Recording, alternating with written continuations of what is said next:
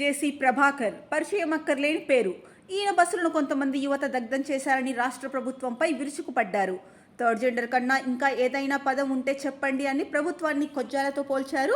అయితే ఇక్కడ థర్డ్ జెండర్ని అవమానించడం తన ఉద్దేశం కాదని, వారిపై తనకు రెస్పెక్ట్ ఉందని అన్నారు. మీకన్నా జగన్ చాలా మంచోడంటూ పదే పదే చెప్పుకొచ్చాడు. అయితే ప్రధానంగా ఇక్కడ ఒక హీరోయిన్ పేరు చెప్పకుండా అసభ్యకరంగా ఆమెపై మాటల దాడి చేశాడు జేసీ ప్రభాకర్. మరోవైపు హీరోయిన్ జేసీ వ్యాఖ్యలపై చాలా సెటైరిక్గా మాట్లాడుతూ కౌంటర్ ఇచ్చింది. వీరి వ్యాఖ్యలేంటో మీరే చూడండి. మంచిదనాన్ని పెట్టండి. ఆడవాళ్ళకి ఎంత జిగుత్సాకరంగా ఉందంటే మీరు పెట్టిన ఆ లేడీ చూసినారు కదా, కొత్త బీత్తల రోజా పువ్వులు వేసుకుంది, ఫోటో పెట్టినారు కదా మా వాళ్ళు కూడా. అంటే మీరు ఎంత అవమానిస్తారు ఒక లేడీని ఎంత అవమానిస్తున్నారు. సిగ్గుందా మీకు? సిగ్గుందా? ఇంకొక ఆయన వచ్చాడు తెలుగుదేశం ఉండే, మళ్ళీ ఇట్టపోయి ఆడ ఉంది. వీళ్ళు బతుకు తెరువు కోసం ఏదో పాట పడతారు పాపం. అలాంటి దాంతో మా ఊరు మహిళలకి మీరు చెప్పిస్తారా? నీకేం లేదా? నీతి నియమం లేదా? ఎందుకు లేదు? థర్డ్ జెండర్ అంటారు. థర్డ్ జెండర్ వాళ్ళకన్నా తగ్గు నా కొడుకులు మీరు బస్సు కలిసారు. ఏమైంది?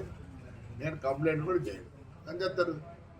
ఒరే జగనే మేలురా, బస్సులు నిలబెట్టించినాడు. మీ బీజేపీ గవర్నమెంట్లో బస్సులు తగలబెట్టినారు. అంతకన్నా నీచగా ఉందారా? ఏమైంది? 300 పోతేనే ఆ పొద్దు ఏడ్చలే, దీనికి ఎడుతాను నేను. తప్పు. వాళ్ళు చాలా మంచోళ్ళు.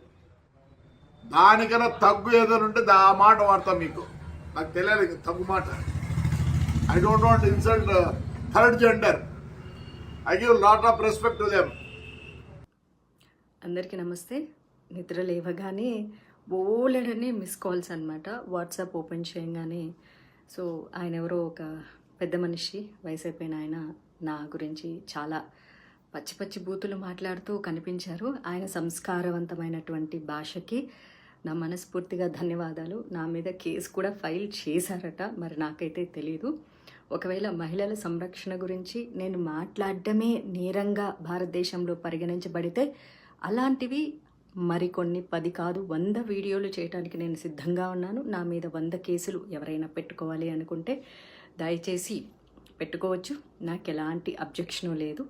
మహిళల మానం, మహిళల ప్రాణం మహిళలకే ఇంపార్టెంట్ కానప్పుడు నేను దాని మీద స్పందించడానికి పదే సిద్ధంగా ఉన్నాను. 1000 కేసులు పెట్టినా నేనైతే వెనక్కి తగ్గేదే లేదు అన్నట్లుగా ఉంటాను. ఆయన పెద్ద మనిషి మాట్లాడిన భాష చాలా గొప్పగా ఉంది. వాళ్ళ తాడిపత్రి మహిళలు పతివ్రతలు, పక్క ఊర్లో ఉన్న వాళ్ళందరూ పతితలు అని మాట్లాడిన ఆయన గొప్ప భాషకి, గొప్ప సంస్కారానికి, అలాగే తాడిపత్రిలో ఉండే ప్రతి పతివ్రతకి, వారిని సమర్థిస్తున్నటువంటి ప్రతి పురుషుడికి కూడా మనస్ఫూర్తిగా ధన్యవాదాలు. కాకపోతే ఆ ఊరి మహిళలకు కానీ ఆ ఊరి పురుషులకు కానీ పాపం వాళ్ళు ఏమీ అనలేదు నన్ను. ఈయన చెప్పారనమాట మా ఊరి మహిళలు అని చెప్పేసి.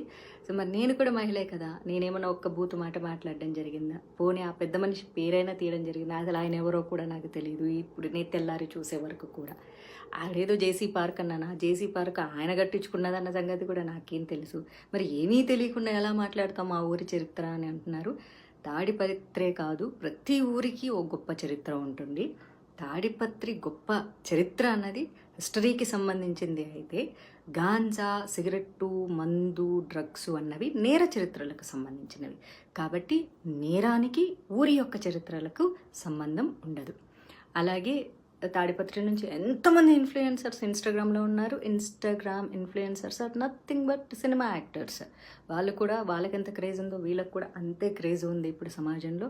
మరి తెర మీద కనిపించే వాళ్ళందరూ ప్రాస్టిట్యూట్లు అని ఆయన అన్నారు. కాబట్టి దయచేసి తాడిపత్రి నుంచి ఎవరెవరైతే తెర మీద కనిపిస్తున్నారో, భవిష్యత్తులో సినిమా రంగంలోకి రావాలనుకుంటున్నారో అమ్మ దయచేసి మీ అందరికీ రిక్వెస్ట్ చేస్తాను, ఎవరు రావద్దు. సినిమా ఇండస్ట్రీలో కేవలం ప్రాస్టిట్యూట్లు మాత్రమే ఉంటారు. మీ జేసీ ప్రభాకర్ రెడ్డి గారు చెప్పినట్లు తెర మీద కనిపించే మహిళలందరూ క్యారెక్టర్లెస్గా ఉంటారు.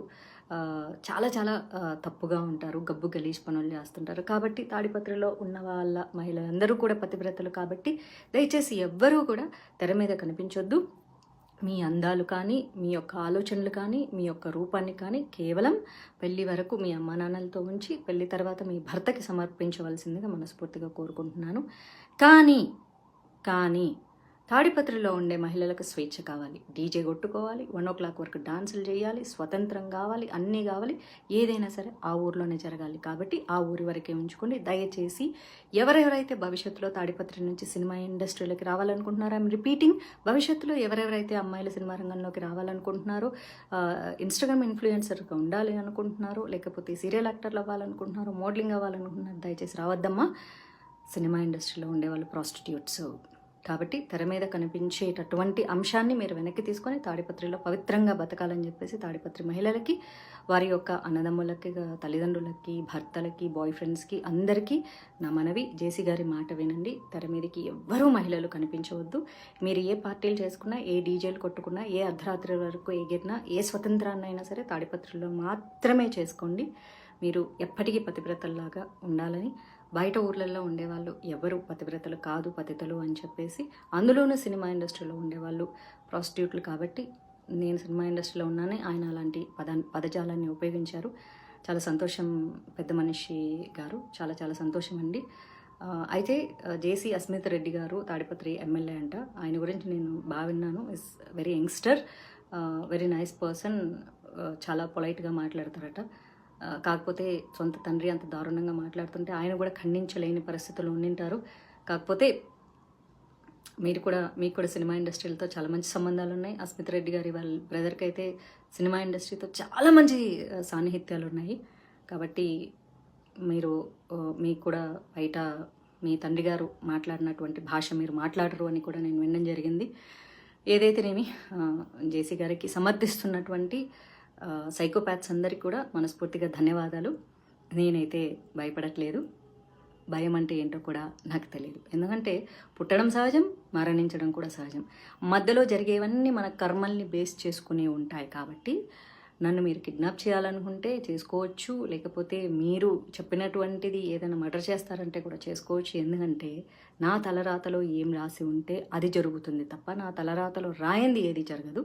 ఒక కృష్ణ ప్రేమికురాలుగా చెప్తున్నాను, నేను రాజ్యాంగబద్ధంగా చాలా చక్కగా మాట్లాడాను. మహిళల స్వేచ్ఛ గురించి, స్వతంత్రం గురించి, సేఫ్టీ గురించి మళ్ళీ మాట్లాడుతూనే ఉంటాను. జేసీ ప్రభాకర్ రెడ్డి గారు అయితే చాలా చక్కగా మహిళలకు స్వేచ్ఛ కావాలి, స్వతంత్రం కావాలి, మహిళలు ఇంట్లో కూర్చోకూడదు అని చెప్పి ఒక మహిళనైనా నన్ను అమ్మ నా బూతులు తిట్టడం జరిగింది. పాముకి 2 నాలుకలు ఉంటాయి, మనిషికి ఒళ్ళంతా విషం ఉంటుంది. ఆ విషముతో కూడినటువంటి పాము నాలికలా మాట్లాడినటువంటి మీ యొక్క వయసుకి కూడా నాకు మర్యాద ఇవ్వాలని ఉన్నా సరే మీ భాషకి మర్యాద ఇవ్వలేక, ఇక ఎలాగూ వయసు అయిపోయింది కాబట్టి మిమ్మల్ని అనుసరించి మీరు మాట్లాడేవి చేదు మాటలు నచ్చే ఎంతోమంది సైకోపాత్స్లు ఉంటారు. కాబట్టి మీ అందరికీ నా పాదాభివందనాలు.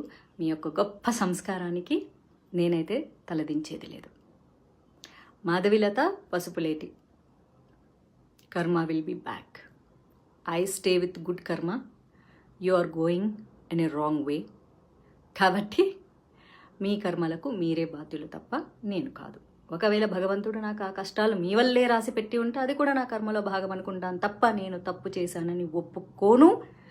రాజ్యాంగబద్ధంగా చాలా సక్రమంగా మాట్లాడాను. మీరు రాజ్యాంగాన్ని తప్పి నీతి తక్కువ మాటలు మాట్లాడారు. కాబట్టి మీ యొక్క కుసంస్కారానికి ఈ వయసులో మీరు సిగ్గుపడాలి. మీ భార్య కానీ, మీ ఇంట్లో ఆడవాళ్ళు కానీ, మీ కోడల్లో, కూతుర్లో మరి మీ యొక్క భాషని వారు సమర్థిస్తున్నందుకు ఆ మహిళా మహారాణులకు పాదాభివందనాలు. కాకపోతే మిమ్మల్ని ఏమీ అనలేక వాళ్ళు మౌనంగా రోధిస్తున్నందుకు వాళ్ళ రోదనకు నా సంతాపం.